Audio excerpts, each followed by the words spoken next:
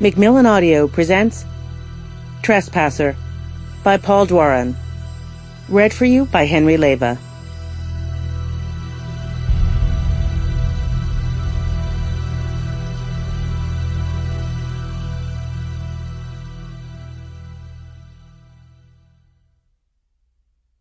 Chapter 1.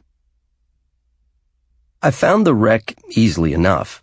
It was the only red sedan with a crushed hood on the Parker Point Road. In my headlights, the damage didn't look too extensive. The driver had even managed to steer the car onto the muddy shoulder, where it had become mired to its hubcaps. I switched on my blue lights and got out of the patrol truck. My shadow lurched ahead of me like a movie monster. Right off, I saw the dark red pool of blood in the road. There must have been quarts of it. Every ounce in the animal's body spilled onto the asphalt. I also noticed bloody drag marks where someone had moved the roadkill. But the deer itself was nowhere to be seen. The red smears just stopped, as if the carcass had been snatched up by space aliens into the night. Flashlight raised high in my left hand, I approached the wrecked car. The airbags had inflated, but the windshield was intact. So where was the driver? Someone had phoned in the deer car collision. The keys were still in the ignition. Had the driver wandered off with a concussion or just gotten tired of waiting for a delinquent game warden to arrive? It was damned mysterious. No driver. No deer. I was all alone on the foggy road. The call had come in an hour earlier, near the end of a 12-hour shift.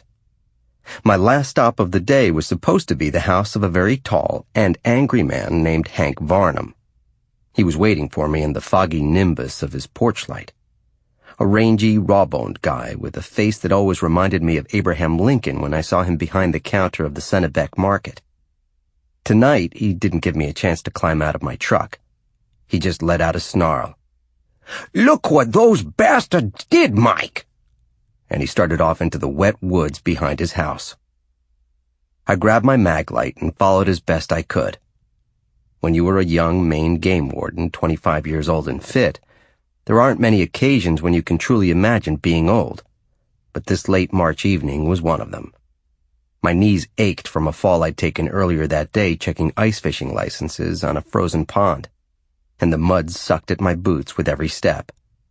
Varnum had to keep waiting for me to catch up. The grocer walked like a turkey, long-legged, neck slightly extended, head bobbing as he went. But I was too exhausted to find it humorous. Hank Varnum owned something like 70 acres of woods along the Sagauket River in mid-coast Maine, and he seemed determined to lead me over every hill and dale of it. Worse yet, I discovered that my flashlight needed new batteries. The temperature had been hovering around 32 degrees all afternoon, and now the thaw was conjuring up a mist from the forest floor. Fog rose from the softening patches of snow and drifted like gossamer through the trees. After many minutes, we came out of a thicket and intersected a recently used all-terrain vehicle trail. The big wheels of the ATVs had chewed savagely into the earth, splashing mud into the treetops and scattering fist-sized rocks everywhere.